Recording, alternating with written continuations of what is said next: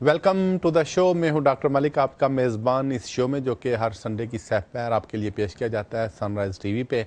नाज़रीन, इस शो में आप भी फ़ोन करके लाइव एडवाइस ले सकते हैं, और जो एडवाइस आप लेते हैं और जिस नंबर पे आप कॉल करते हैं वो लोकल रेट नंबर है, तो आपको किसी प्रीमियम जो रेट है उसका बिल नहीं भरना पड़ता है। क्योंकि आमतौर पर यही होता है, जब आप फ़ोन करते हैं तो काफ़ी देर होल्ड के बाद लाइन मिलती है, और जब मिलती है तो जब आपको बिल आता है तो अच्छा खासा होता है। लेकिन इस प्रोग्राम में ये फैसिलिटी सनराइज़ ने दे रखी है कि अगर आप फ़ोन करते हैं तो आपको लोकल रेट पे पड़ता है।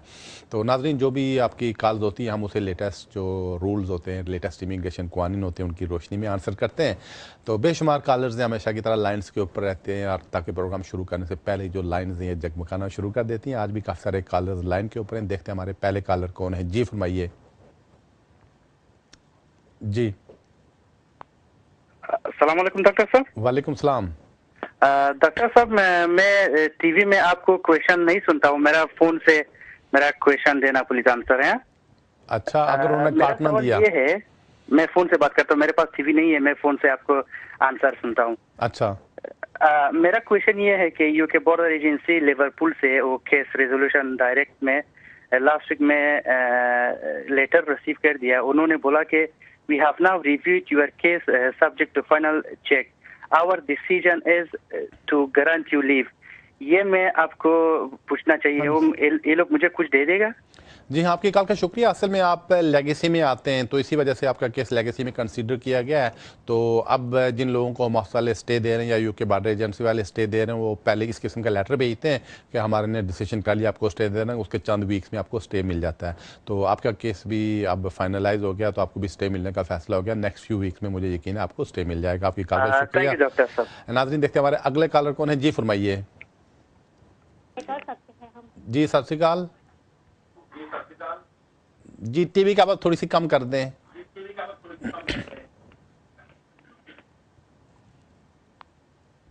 जी मुझे लगता है ये कॉल ड्रॉप हो गया। देखते हैं अगले कॉलर कौन है। जी फरमाइए। अस्सलाम वालेकुम। वालेकुम सलाम।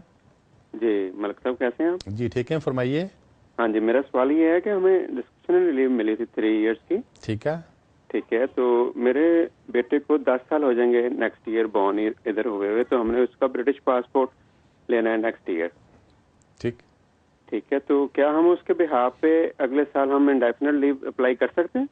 जी नहीं, ऐसा कोई कानून नहीं है कि अगर बच्चे को नेशनलिटी मिले और बाप को या पेरेंट्स को उसकी बेस पे मिले। अलबत्ता आपको जब 3 साल पूरे हो जाएंगे आप दोबारा अप्लाई कर सकेंगे डिस्केशन लीव की एक्सटेंशन के लिए, और जब 6 साल पूरे हो जाएं फिर आपको इंडेफिनिट स्टे मिल सकेगा। अलबत्ता आपका चूँकि बच्चा यहाँ पे पैदा हुआ, वो जब 10 साल यहाँ पे पूरे हो जाएगा, वो अपने लिए इंटाइटल है कि वो नेशनलिटी के लिए अप्लाई करके ब्रिटिश पासपोर्ट ले ले। तो डिस्केशन लीव आपको जो मिली है ये भी अच्छा वीज़ा होता है, इसके ऊपर आप ट्रैवल कर सकते हैं, काम कर सकते हैं, बेनिफिट्स क्लेम कर सकते हैं, तकरीबन वही राइट होते हैं। कॉल का शुक्रिया। नाज़रीन, देखते हैं हमारे अगले कॉलर कौन है। जी फरमाइए। जी हेलो। जी फरमाइए। मैंने जेआर के लिए अप्लाई किया था, और रिसेंटली मुझको एक खत मिला है कि बॉर्डर एजेंसी के कि मुझको साइन पे आना है। मुझे पता नहीं कि मैं क्या करूं। जी, पहली बात ये कि अगर यूके बॉर्डर एजेंसी आपको कहते हैं कि साइन पर जाएं, तो बिल्कुल आप साइन पे जाएं, उसको मिस ना करें, ताकि कहीं बाद में वो ये ना कहें कि जी आपने साइन करना मिस किया था, आप भाग गए थे। तो जब तक आपका केस हाई कोर्ट में चल रहा है, जब तक आपका जुडिशियल रिव्यू का मैटर चल रहा है, तो इमिग्रेशन वाले आपको वापस नहीं भेज सकते हैं। तो आप साइन के लिए चले जाएँ। कॉल का शुक्रिया। नाज़रीन, बढ़ते अगले कॉलर की तरफ। जी फरमाइए। जी हेलो। जी फरमाइए। हेलो, अस्सलाम वालेकुम। वालेकुम सलाम। मलिक साहब, मेरा 3 सवाल है। पहली सवाल है, मुझे लास्ट ईयर इंडिपेंडेंट लीव मिला था ह्यूमन राइट्स का केस का बेस पर। अच्छा। तो मुझे अभी नेक्स्ट मंथ इसके नेशनलिटी के लिए अप्लाई करना है। अच्छा। तो मुझे कौन सा डॉक्यूमेंट चाहिए? जी। और दूसरा सवाल ये है कि मैं अभी बेनिफिट क्लेम कर सकता हूँ, क्योंकि मुझे कॉलेज में भी जाना है। ठीक है जी, आपकी कॉल का शुक्रिया। हाँ, अगर आपको इंडेफिनिट स्टे मिल गया, उसके बाद अगर आप जॉब नहीं मिलती है या फुल टाइम पढ़ते हैं, तो बिल्कुल आप बेनिफिट्स क्लेम कर सकते हैं। जहाँ तक नेशनलिटी का तल्लक है, मुझे नहीं पता आपको किस बेस पे मिली थी। तो बहरहाल उसमें 2 शराइत होती हैं जो पूरा करनी होती हैं। एक तो ये कि आप पिछले 5 साल से यूके में लीगल तरीके से रह रहे हो, और दूसरी शर्त होती है कि आपको इंडेफिनिट स्टे मिले हुए 1 साल हो चुका हो। तो अगर आप दोनों रिक्वायरमेंट्स पूरी करते हैं तो बिल्कुल आप नेशनलिटी के लिए अप्लाई कर सकते हैं। आपकी कॉल का शुक्रिया। नाज़रीन, देखते हैं अगले कॉलर कौन है। जी फरमाइए। जी Hello, assalamu alaikum. वालेकुम सलाम। Just a really quick question. Basically, it's regarding my husband. He came over from Pakistan for his 6 months visa, and now he's got 5-year extended visa. I want to deport him back to Pakistan and send him back. I just wanted to know how long the procedure takes, and do I have any chances to send him back or not? Thank you for your call. Basically, I think you are EU national and you are living in the UK. That's the reason gave him 5 years stay. So if marriage has broken down, you can just inform to the Home Office. So it's up to the Home Office to make decision. And how long will it take? It depends on the circumstances of the case. And if marriage is broken down, you can just inform to the Home Office. Thank you for the call. नाजरीन देखते हैं हमारे अगले collar कौन है। जी फरमाइए। मलिक साहब जी मैंने वुमेन्स राइट में केस रखा था। अच्छा। और मेरा रिफ्यूज कर दिया था, फिर मैंने हाई कोर्ट में किया था, तो हाई कोर्ट में से मतलब उन लोगों ने कहा, लॉयर ने लिखा कि आप केस वापस ले लो, मेरा सॉलिसिटर को बताया और हम आपको डिसीजन देंगे, लेकिन ये बात कुछ जून की है, अभी तक कोई डिसीजन नहीं आया साहब। ठीक, तो अभी आपने क्या पता करना है?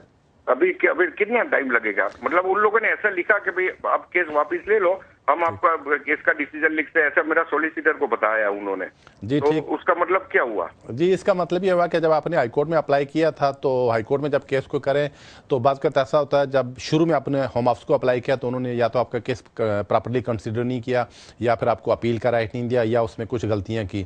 तो इसको जब आप हाईकोर्ट में ले जाते हैं तो इमिग्रेशन के जो होम ऑफिस के जो वकील हैं, ट्रेली सॉलिसिटर उनको कहते हैं, वो रियलाइज़ कर लेते हैं कि इस केस में कोई मिस्टेक हुई है, तो वो फिर ऐसी सूरत में आपको ऑफर करते हैं कि जब अपना केस विड्रा कर लें, हम इस केस का दोबारा डिसीजन करेंगे, अगर किसी वजह से नेगेटिव डिसीजन किया तो हम आपको अपील का राइट दे देंगे। तो आमतौर पर 3 या 4 महीने में इस केस का डिसीजन हो जाता है। तो बहरहाल अगर उन्होंने कहा तो आप खामोशी से इंतजार करें, उनको पुश करने की जरूरत नहीं, क्योंकि ये गारंटी नहीं है कि वो डेफिनेटली आपको स्टे देंगे। हो सकता है फिर आपका केस रिफ्यूज़ कर दें, लेकिन इस दफ़ा अगर आपका केस उन्होंने रिफ्यूज़ किया तो आपको आगे अपील का राइट ज़रूर देंगे। कॉल का शुक्रिया।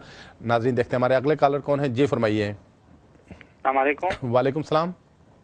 मलिक साहब, मैं ये जानना चाहता हूँ, अगर कोई इधर आ जाए ना यूके में और उसे यूके पसंद आ जाए तो विजिट पे हो तो 6 मंथ का विजिट होता है ना। अच्छा। तो वो अगर यहाँ पे बढ़ाता है या यहाँ पे शिफ्ट होना चाहते हैं वैसे बिजनेस के लिए या वैसे, तो उससे क्या होना चाहिए?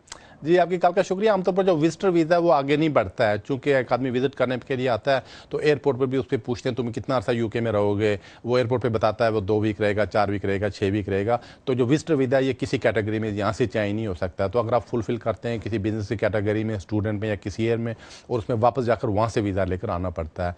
तो अगर आप किसी कैटेगरी में फिट होते हैं तो किसी सॉलिसिटर से जाकर मिले, उनको पूरी बात बताएं ताकि वो सारी बात देखकर आपको एडवाइस कर सकें कि आप किसी कैटेगरी में आते हैं या नहीं आते हैं। कॉल का शुक्रिया। नाज़रीन देखते हैं हमारे अगले कॉलर कौन है। और एक बात जी बस एक ही सवाल इसमें हम ले लेते हैं क्योंकि काफ़ी सारे लोग क्यू में होते हैं। नाज़रीन बढ़ते हैं हमारे अगले कॉलर की तरफ। जी फरमाइए। डॉक्टर मलिक साहब, मेरा केस मैंने फ्रेश लिम किया था। अच्छा। उसके बाद जो है ना तकरीबन 1 साल के बाद उसने बोला कि तस्वीरी भेज दे, फिर मैंने तस्वीरी भी भेजी है। अच्छा। अभी तक कोई जवाब नहीं है। MP के साथ में मिला था, उसने भी कोई लेटर वगैरह भेजा है, उसने बोला कि वेट करो, लेकिन पता नहीं कि कब तक मैं वेट करूं। मैं 2003 में आया हूँ। ठीक है, तो आपने असाइलम क्लेम की थी? मैंने असाइलम क्लेम की दिया 2003 में। जी आपकी कॉल का शुक्रिया। आप मुझे लगता है आप लेगेसी में आते हैं, तो अगर आप लेगेसी में आते थे तो आपने उसी को परस्यू करना था, तो कोई फ्रेश क्लेम नहीं करना था। फ्रेश क्लेम करने की वजह से आपका केस और मुझे लगता है थोड़ा ख़राब हो गया है। तो बहरहाल ज़्यादा बेहतर यही है कि आप इंतज़ार करें आपके केस का क्या फ़ैसला होता है। तो अगर आप लेगेसी में स्ट्रिक्ट रहते तो उसमें आपके ज़्यादा चांसेस है कि आपको उसमें स्टे हो जाता था। अब मुझे पता नहीं आपने फ्रेश क्लेम क्यों किया और किन सर्कमस्टांसेस में किया। बहरहाल फिर भी अगर आपका केस कोई चल रहा है इमिग्रेशन में तो उसका वेट करें, देखें उसका क्या डिसीजन आता है। कॉल का शुक्रिया। नाज़रीन बढ़ते हैं अगले कॉलर की तरफ। जी फरमाइए। हेलो जी फरमाइए। हेलो, अस्सलाम वालेकुम जी। वालेकुम सलाम। मतलब कि मुझे लेक्सी में 3 साल की रिमूव मिली है। अच्छा। स्टिकर आया, तो वो मैं पाकिस्तान, पासपोर्ट मेरा वैलिड है, पाकिस्तान जा सकता हूँ उस पर स्टिकर लगाए बगैर? जी आपकी कॉल का शुक्रिया। हाँ, आप स्टिकर लगाए बगैर भी पाकिस्तान जा सकते हैं, तो इसमें कोई प्रॉब्लम नहीं। चूँकि यहाँ पे जब यूके में वापस आते हैं तो वापस एंट्री के लिए वो सिर्फ आपका वो स्टेटस लेटर देखें तो आपको एंट्री दे देंगे, आप उस पर जा सकते हैं। लेकिन कोई एक दफ़ा परमानेंट इसको अगर रूटीन बनाएं तो फिर प्रॉब्लम खड़ी हो सकती है। लेकिन अगर आप चले जाएँ, एक दफ़ा आ जाएँ तो कोई मुज़ाहिरा नहीं, आप जा सकते हैं। कॉल का शुक्रिया। नाज़रीन देखते हैं अगले कॉलर कौन है। जी फरमाइए। जी